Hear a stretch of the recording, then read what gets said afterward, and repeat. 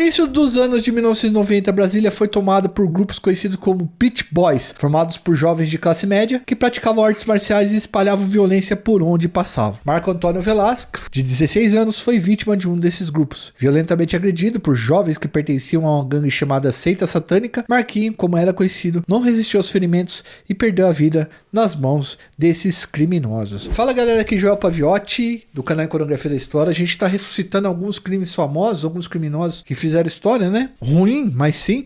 A gente achou esse crime que muita gente não conhecia e veio trazer para vocês, o crime que tirou a vida do Marquinho Velasco e que entra naquele contexto da história dos Beach Boys que atazanaram a vida das pessoas nos anos 90, geralmente jovens de classe média, que acabavam não sendo punidos de determinadas formas, né? Como deveria ser, pela violência, pelo grau de violência que eles espalhavam por aí e assustavam pessoas nas noites de vários lugares. A gente já tem um vídeo falando aqui sobre a história desses Beach Boys no Rio de Janeiro e agora a gente vai falar, contar uma triste história desses Beach Boys em Brasília, no coração do sistema, onde tinha muita gente com dinheiro também. Certo, galera? Bom, se inscreve no canal, deixa seu like e ativa o sininho, vamos junto com a gente. Edu, roda a vinheta.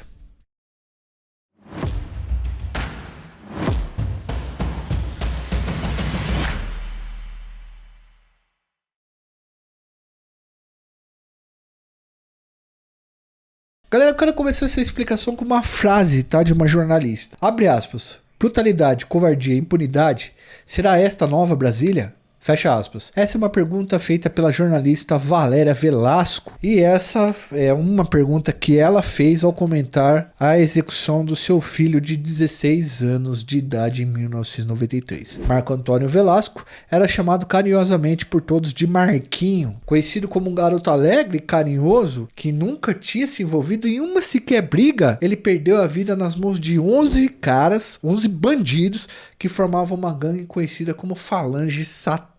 A família de Marquinho, galera, chegou em Brasília em 1973.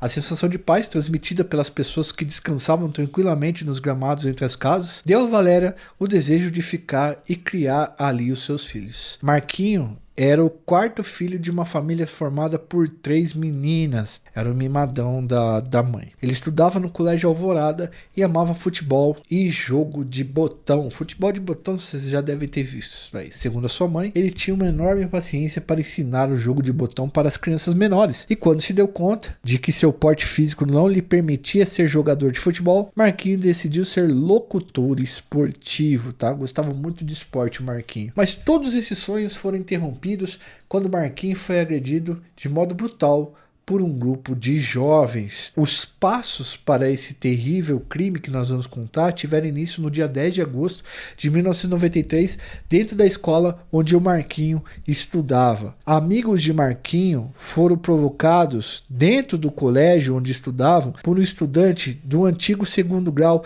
atual ensino médio, chamado Gengis Khan. Tá? O nome do maluco era Gengis Khan. Essas provocações já tinham acontecido no dia anterior e foram comunicadas ao coordenador da escola para ver se o coordenador da escola dava um jeito, né? No dia 10, na saída da escola, ao meio-dia, Gengis Khan e outros amigos dele, que formavam uma gangue chamada Falange Satânica, cercaram Marquinho e os seus amigos. Os rapazes estavam armados com paus e garrafas e prontos para atacar os meninos, mas eles correram e conseguiram atravessar a W3 e chegar até 316 Norte, onde moravam, de uma rua para outra. 2 garotos chamados Álvaro e Marco Antônio acabaram sendo alcançados pelos agressores e levaram golpes e cabeçadas no rosto. Ao atravessarem a avenida, eles foram socorridos por um garoto que trabalhava em um lava-rápido, que conseguiu bater nos agressores e dispersar a briga que estava ocorrendo no local. Quando Valéria chegou em casa por volta das 13 horas,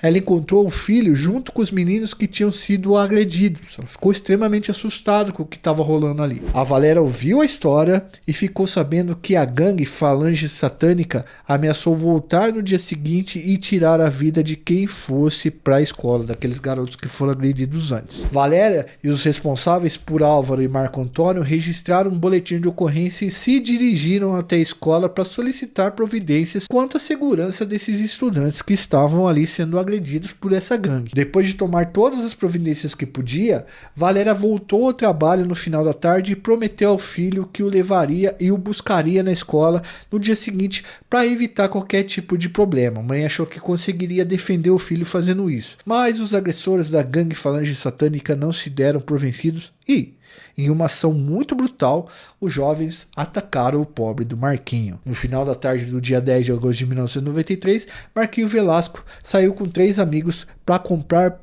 pão, para tomar café. Eles tinham andado poucos metros na quadra 316 da Asa Norte quando se depararam com um Fiat, de onde desceram Gengis e mais 10 jovens, mano. Tava dentro do carro. Eles foram em direção aos 4 garotos que saíram correndo de seus agressores. Marquinhos acabou tropeçando em uma cerca enquanto corria e foi espancado violentamente pelos 11 criminosos que formavam a gangue Falange Satânica. 11 criminosos covardes. Os vizinhos viram a cena terrível, ouviram os gritos desesperados de Marquinhos Velasco, mas ninguém interveio na briga. Quer dizer, na briga não, no espancamento, né? O garoto perdeu a vida sem que uma pessoa sequer tentasse impedir a barbárie que acontecia ali naquele local, naquele momento. Marquinhos Velasco perdeu a vida em decorrência do traumatismo craniano, rompimento do baço e múltiplas fraturas. Quer dizer que ele apanhou muito. Ele faleceu na madrugada do dia seguinte, depois de 10 horas de sua internação, passando mal com hemorragia interna e essas coisas. Marquinhos recebeu golpes de artes marciais, socos e pontapés. Os criminosos que os agrediram tinham entre 14 e 22 anos, moravam entre as quadras 404, 415 e 406 da Asa Norte e sequer sabiam o nome de Marquinhos. E era gente que tinha dinheiro, tá? O único criminoso que o conhecia era Gengis Kane, que estudava na mesma escola que ele e chegou a dizer em seu depoimento que Marquinhos não era de briga, era um garoto pacífico e tranquilo. O falecimento de Marco Antônio Velasco foi resultado de uma onda de violência que se espalhava por Brasília entre os pit boys. Jovens conhecidos como pit boys se reuniam em gangues e usavam artes marciais para espalhar violência pela cidade. E geralmente eram jovens ricos ou de classe média alta, certos da impunidade. Eles não temiam em agir em plena luz do dia. As pessoas os temiam, mas eles pertenciam, como eu disse para vocês, à classe alta, eram filhos de famílias influentes e contavam com isso para continuar cometendo atos bárbaros sem serem punidos. Como aqueles caras que meteram fogo no indígena lá, que eu falei que eu já contei a história aqui, eu vou pedir para deixar no card, no indígena Pataxó, né? Tirou a vida do cara, do índio Galdino, do indígena Galdino, né? Foi nessa época aí também. O falecimento de Marquinhos Velasco chocou Brasília e todo o país. Ninguém entendia, na verdade, pessoal, como um garoto poderia ter perdido a vida sem motivo algum, simplesmente porque se tornou alvo de jovens que espalhavam o terror por onde passavam. Essa maldição desses pit boys que eu odeio, inclusive. Na época, a promotora da Vara da Infância e da Juventude de Brasília deu uma declaração deixando clara a perplexidade que aquele crime provocara. Abre aspas. Até então, todos acreditavam que só adolescentes da periferia cometiam atos infracionais. Estávamos errados.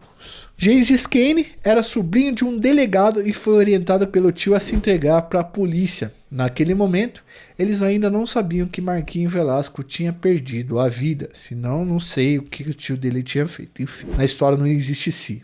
Gengis Kane e outros 4 envolvidos no crime eram maiores de idade e foram condenados a 28 anos de prisão. Mas alguns dos acusados não ficaram nem 5 anos detidos. Esse país aqui é uma brincadeira com impunidade para rico.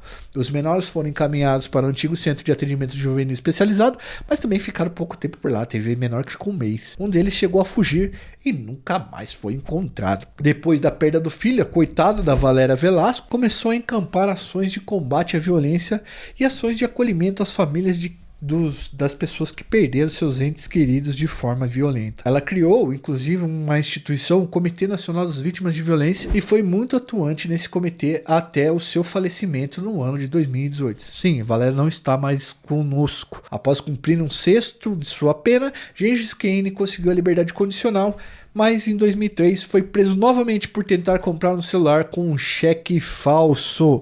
E Gengis Kane, na época, ele cursava direito e foi detido por mais 7 meses, perdendo o direito ao semiaberto, a condicional. Em 2007, ele conseguiu o regime domiciliar por bom comportamento, mas foi detido em março de 2008 por comércio ilegal de substâncias ilícitas. E Gengis Kane. O Gengis também respondeu a 3 processos no no âmbito da Lei Maria da Penha, por, enfim, ter agredido mulheres, né? Inclusive uma delas sua companheira.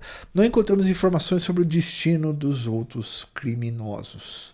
A morte do Marco Antônio Velasco é lembrada até hoje como um dos muitos crimes cometidos no país, fruto de violência gratuita, motivada pela impunidade e pela sensação de que há pessoas nesse país que estão acima da lei e que existe até hoje esse tipo de sentimento, certo? Deixa seu like, se inscreve no canal, ativa o sininho.